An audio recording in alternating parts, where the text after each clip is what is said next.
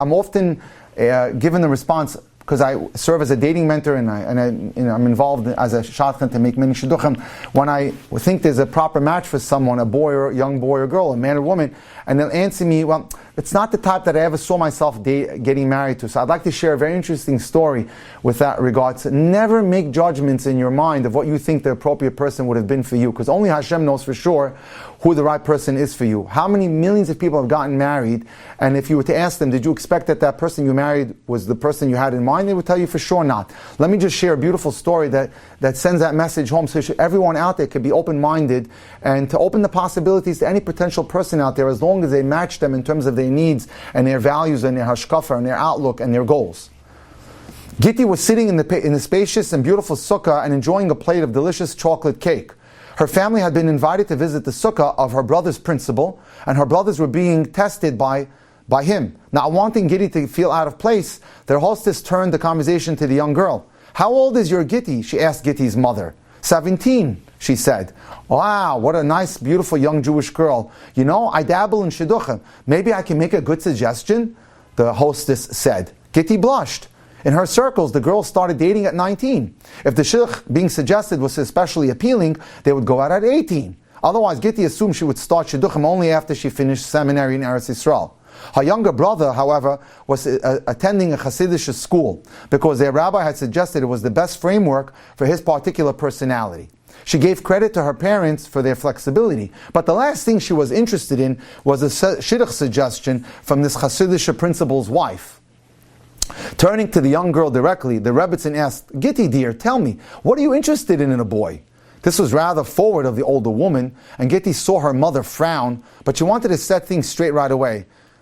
"I'm not a chassid, that's for sure," as if not even worried that she had insulted the woman. "I'd never want to marry a chassid," and that was the end of that, or so it seemed.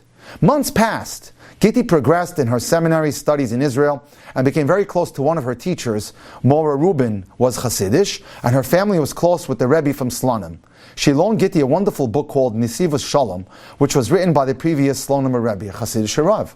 For several weeks, Gitti and her mother read portions from the book together on Shabbos afternoons and enjoyed the precious insights that the book had to offer. One morning, the telephone rang. It was a distant friend, a Balas Tshuva, a girl who had come back to Judaism, who had moved to another city several years ago. She and Gitti's mother were casual acquaintances, as they had attended a shir together, lesson together in the past. Now Mrs. Wachsman wanted to propose a shidduch for Gitti. Her mother thought quickly. Mrs. Wachsman was a very nice young woman, but her outlook and Gitti's family were miles apart. What could she possibly contribute to my daughter's shidduch? She did not want to hurt the woman's feelings, but she could not imagine being interested in any shidduch this woman might suggest for Gitti, her daughter. She was not mistaken. The details were not at all what she and her daughter wanted or planned in a potential husband. Now, how to refuse without offending the well-intentioned friend? "It's very nice of you to think of us, but my daughter is only interested in a Slonim or Chassid." The words were out of her mouth before she even realized what she had said. Oy vey, she thought to herself, whatever made me say something like that? Neither she or Gitti had ever considered such a thing before. Remember, this is the girl who told the Hasidic principal's wife that she'd never be interested in marrying a Hasidic boy. "Oh, this boy is not old Hasidic," the regretful novice Shachan said, "but if I hear of any Slonim or Bachrim, I'll let you know." "Well, thank you very much. We should only hear good things from each other," Gitti's mother said with a relief. Her relief was short-lived though, because that night she got a phone call from another shadchan who told her, "I got your name from Mrs. Waxman. She said you're interested in a boy from Slonim, and I think I have just the right boy." And she did. In the years that followed, whenever one of Gitti's younger brothers and sisters was in shidduchim and expressed a distaste for some trait in a future husband or wife, she would always remind them, "I would never marry someone who had a beard or a redhead." They would all laugh and recite together, "Never say never." Never say that they're not going to be blonde or red or certain colored hair or certain type of person, because you never know the kind of husband or wife that you eventually get married to. Again, please keep an open mind when it comes to shidduchim. It's so critical. And if anyone wants my help in that area, feel free to reach out to me.